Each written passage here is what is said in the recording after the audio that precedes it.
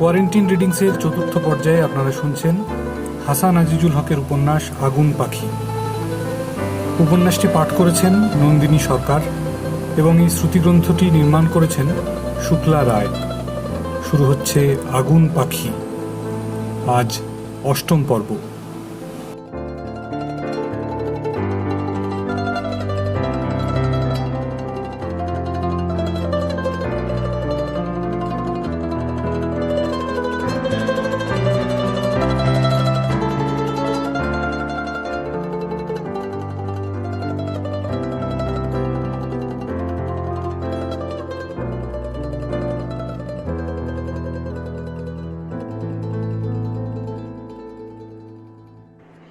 পৃষ্ঠা ১০২। সারা জাহান খাঁ খাঁ, হায়রে শোধ তোলা। যেসব গায়ে আমাদের আত্মীয় কুটুম জ্ঞাতি গোষ্ঠী থাকতো, সেই রেতেই সেসব গায়ে খবর দিতে লোক চলে গেল। গরমকালের দিনে লাশ বেশি সময় থাকবে না, যত তাড়াতাড়ি মাটি হয়ে যায় ততই ভালো। যা গরম, মনে হচ্ছে কাল সকাল পর্যন্ত লাশ থাকে কিনা সন্দেহ। কিন্তু আত্মীয় কুটুম এসে না দেখলে তো মাটি দেওয়া যাবে না, তাতে খুব নিন্দে হবে। এত বড় একটু সর্বনাশ হয়ে গেল, সেটাও কিছু লয়। কিন্তু খবর না পেলে, লাশের দাফনের সময় এসে হাজির হতে না পারলে নিন্দে কান পাতা যাবে না। দুপুর পর্যন্ত লাশ রাখতেই হবে, তাতে লাশ গলুক পচুক যাই হোক। উত্তর দুয়ারি ঘরেই রয়েছে খোকার লাশ, একটু চাদরে ঢাকা। এখন আর ওখানে থেকে আমি কি করব? যতক্ষণ সে ছিল আমি তো তার কাছেই ছিলাম, কোথাও যাই নাই। এখন আর সে নাই, যে আছে সে তো লাশ। উনি আর আমি কি করব?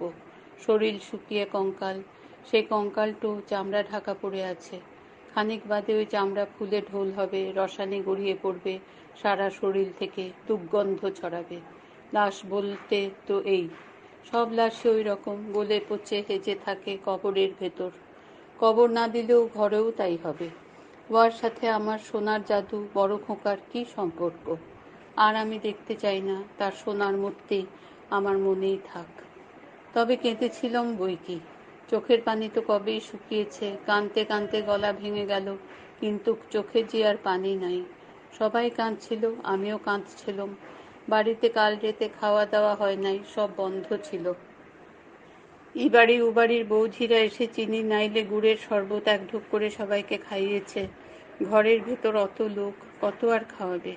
মাঝরাতের পর লোক অনেক কমে গেল, তবে গিন্নি এখন আর ঘরে নাই। পৃষ্ঠা ১০৩। ননদ দেওর জায়রা আছে, কাঁদেন তেকন আর নাই। হ্যারিকেনের কাছে এমন ধুমো জমেছে জি ঘরে আলো পেরায় নাই বললেই চলে।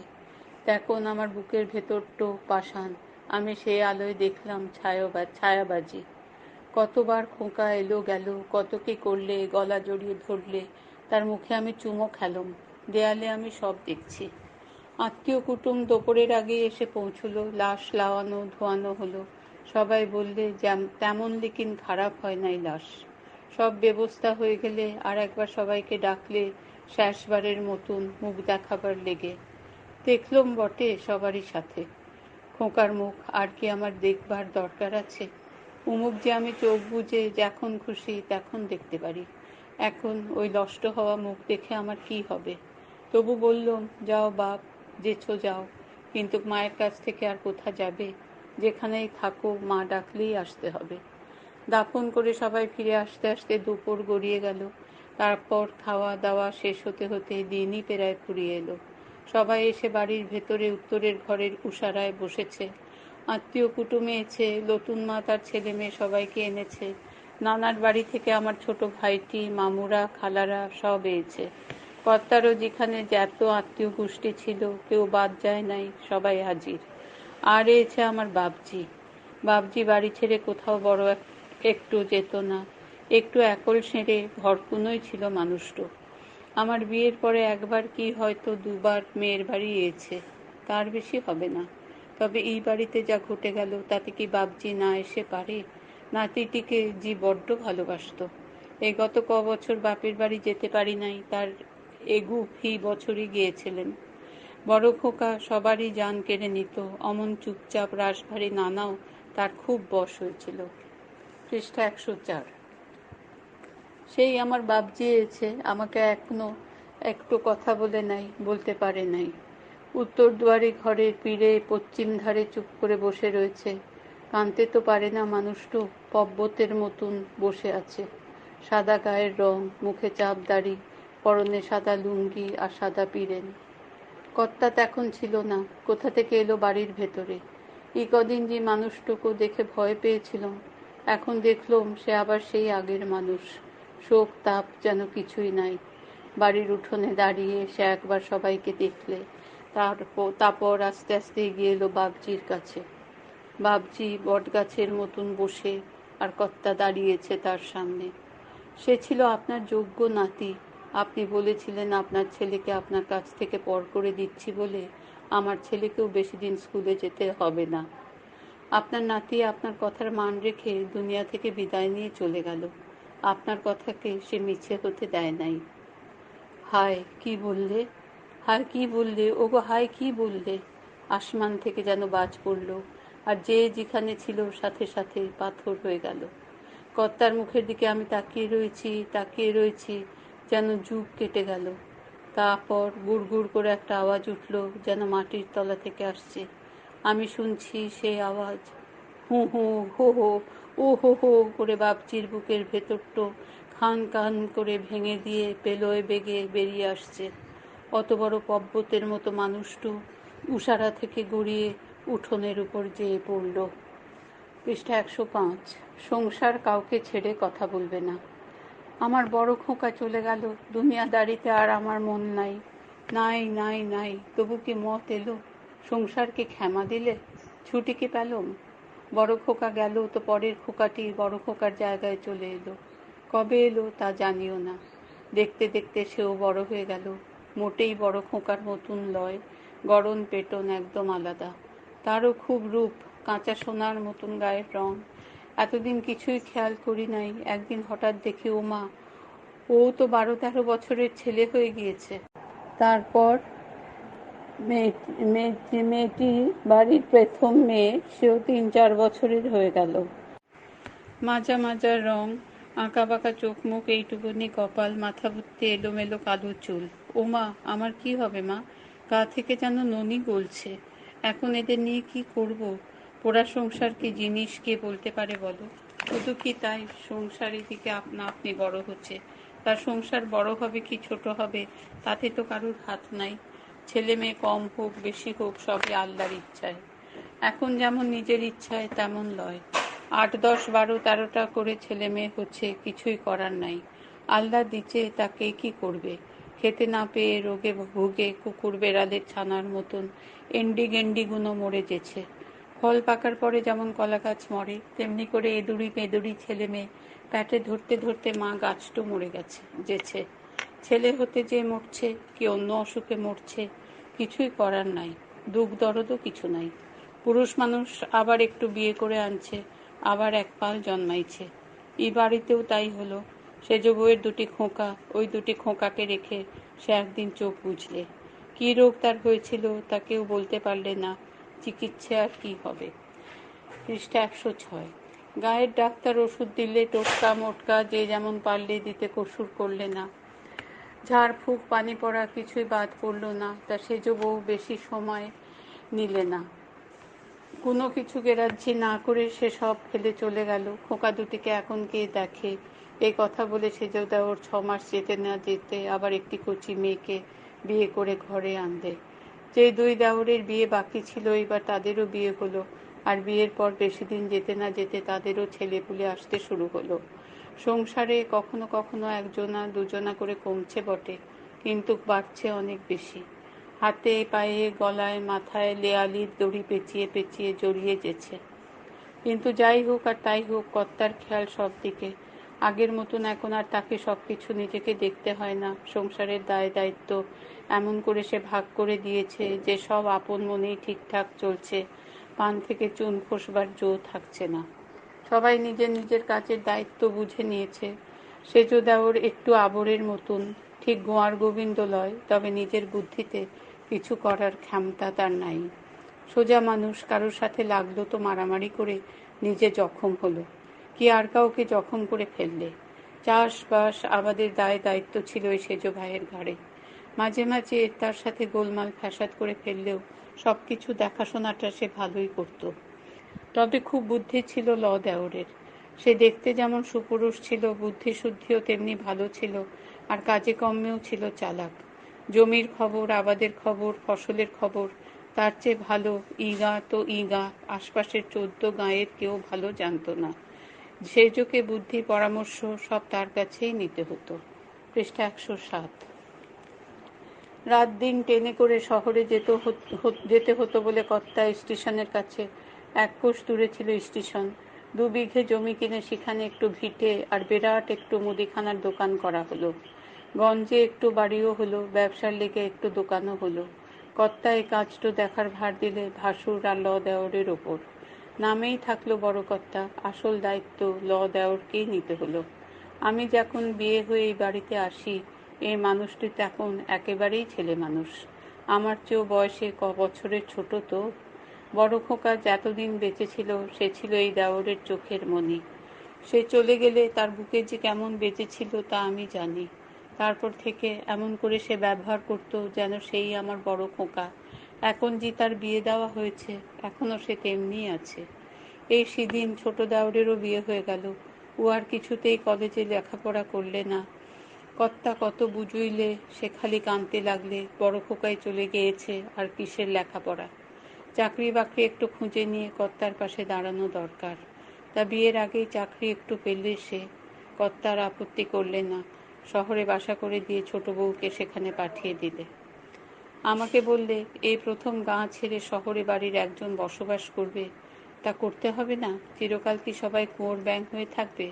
দুনিয়াটাকে দেখে শুনে নিতে হবে না?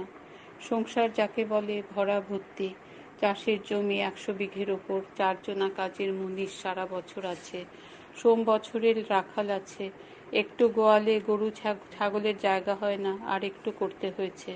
বাড়ি সব সময় গম গম করছে। তবে যত বড়ই হোক সংসার, গিন্নি কিন্তু সেই আমাদের শাশুড়ি। কর্তা নেই, কর্তা সেই যে বলেছে মা সব হবে তোমার হুকুমে, সেই কথাটির নড়চড় হবার উপায় নাই। পৃষ্ঠা 108। আমি জানি এতটা বয়স হয়ে গেল, এখনো যদি গিন্নির কথার এতটুকুনি আগে রাজ্যে করি, নতিজার অবধি থাকবে না।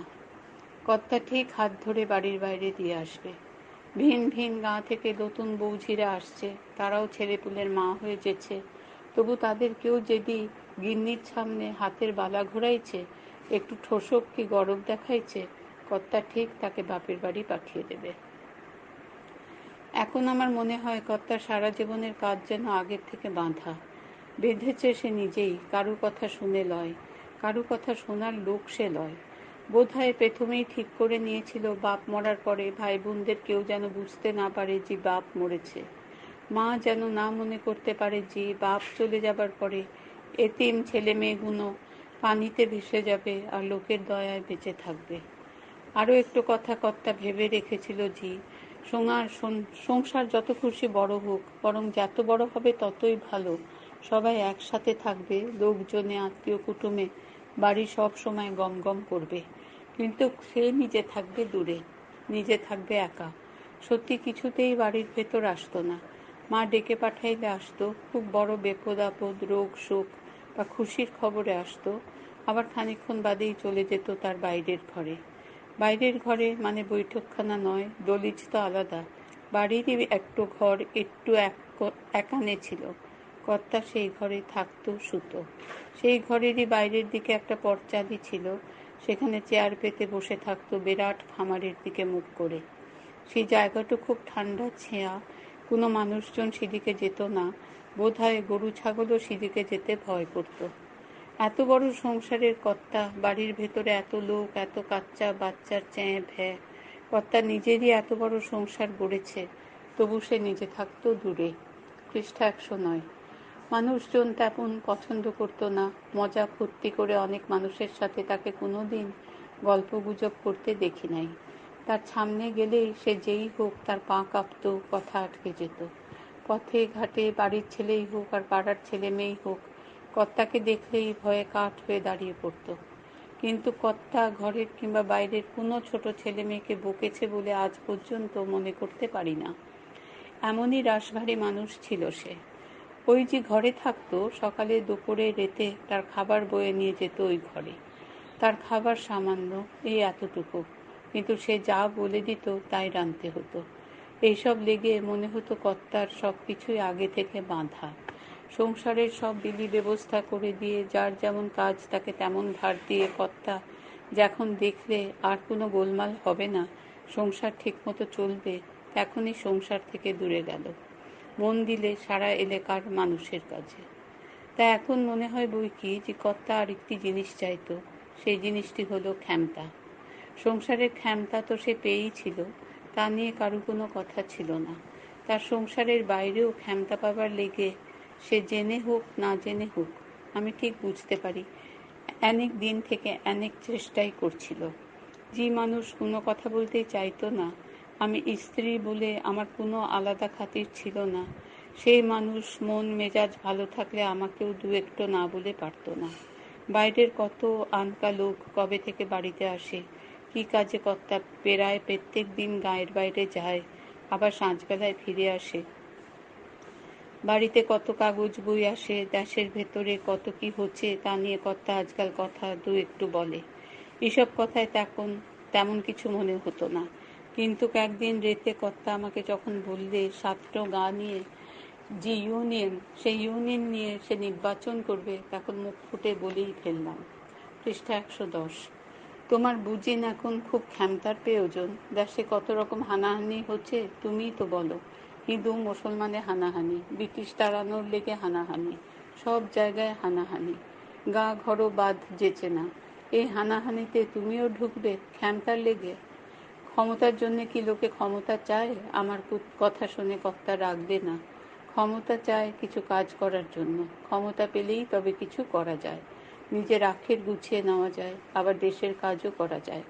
ক্ষমতা না পেলে কিছুই করা যায় না, নিজেরও না পরেরও না। শোনো, হানাহানি কিছু হবে না, আর যদি হয় তো হবে। ইউনিয়ন নির্বাচন আমাকে করতে হবে। ক্ষমতা পেলে নিজের জন্য কিছু করব না, শুধু দেশের কাজই করব। এই কথাটি আমাকে বলতে হবে বটে, তবে তা সত্যি নয়। দুটিই করতে হবে। নিজের জন্য কিছু করব, দেশের মানুষের জন্যও কিছু করব।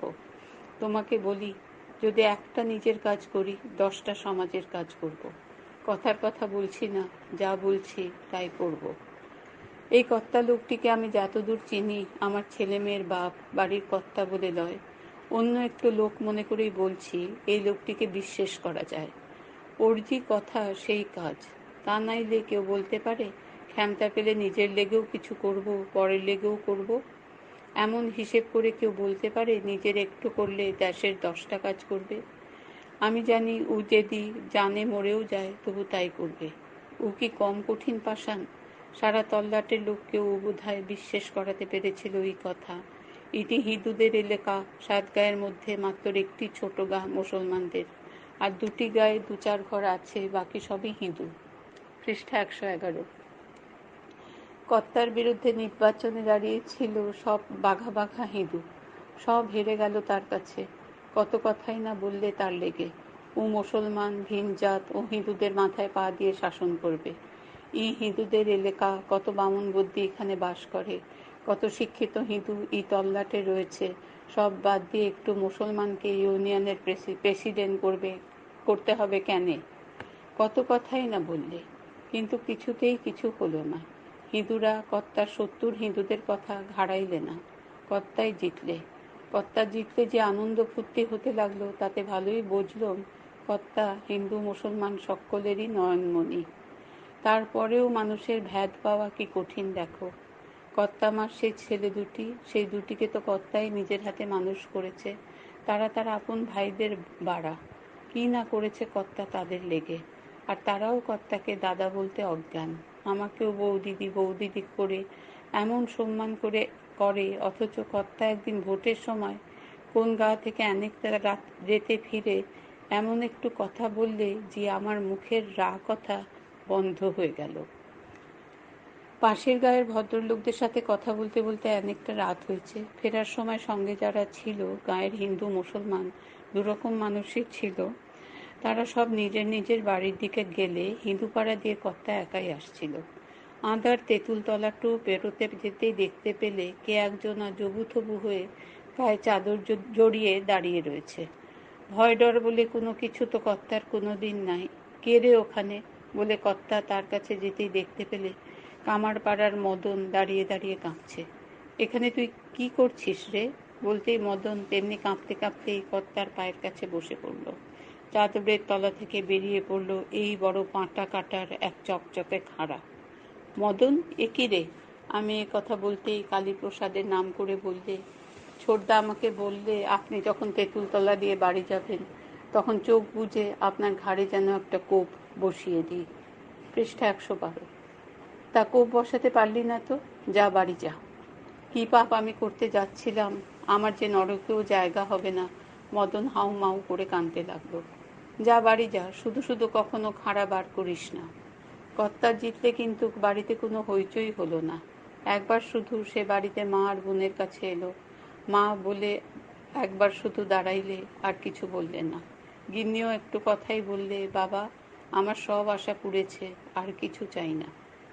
বাড়িতে একটু জাঁকজমক, একটু বড়লোকমি ঠাট ঠমক হলো বইকি। ঘোড়াটো বদলানো হলো, যেটো ছিল সেটো বিক্রি করে নতুন ভালো জেতের বড় একটা ঘোড়া কেনা হলো। পালকিটো নতুন করে ছাওয়ানো রং করা হলো। গরুর গাড়ির ছইটোকেও আবার রং করা হলো। নাঙল বোধহয় আর একটু বাড়ল। হাতির মতন আরো একজোড়া মোষ এলো বাড়িতে। ঘর দুয়ার সব ল্যাপা মোছা হলো। খামারের ঘাস লতা পাতা পরিষ্কার করা হলো। দলিজ ঘরটাকে সাফ সুতর করে নতুন করে সাজানো হলো। খামার থেকে দলিজে ওঠা সিঁড়িটো রাজমিস্ত্রি এনে পাকা করা হলো। দলিজ ঘরের মাটির দেয়ালের পেছনে দিকটো যাতে পানির ছাটে নষ্ট না হয় সেই লেগে নতুন করে আলকাতরা লেপা হলো। তারপর এলো অনেকগুলিন কাঠের চেয়ার আর টেবিল। পাড়াগাঁয়ে ওসব তখন কে দেখেছে? সারা গা খুঁজলে একটু দুটো দবজ শালকাঠের চেয়ার হয়তো মিলত, টেবিল আর কোথা। কিন্তু আমাদের দলিজটিকে চেয়ার টেবিলে সাজাতেই হলো কর্তাকে। এটি যে এখন কোর্ট হবে, তাই নানা আসবাব আসছে, আপিসের কত রকম জিনিসপত্র, কত রকম কাগজ খাতা। পৃষ্ঠা 113। সব শেষে এলো একটি একনলা বন্দুক। এই জিনিসটি যখন এলো একমাত্র তখনই দেখলাম গিন্নি আপত্তি করলে। কেন বাবা, মানুষ মারার এই অস্ত্রটি আনতে গেলে? কর্তার তার জবাবে বললে, মানুষ মারার জন্য নয়, মানুষের ধন প্রাণ বাঁচানোর জন্য এটি কেনা হলো মা। এখন থেকে তোমার ছেলের দায়িত্ব শুধু তোমার সংসারটি নয়, বহু সংসারের দায়িত্বই এখন তার। তাছাড়া আরও কি একটু কথা কর্তা বলতে গিয়ে বললে না। যা বলছিলাম, একটু বেশি জাঁকজমক, একটু বড়লোকি হলে আর কি করা যাবে? ধনে জনে ফলে ফসলে ফেটে পড়ছে সংসার। হবে নাই বা কেন? দিনকে তো একবার দুপুর হতেই হয়, চড়তে চড়তে সূর্যকে একবার উঠতে হয় আসমানের মাথায়। এই নিয়ম, এই সংসারে এখন তাই।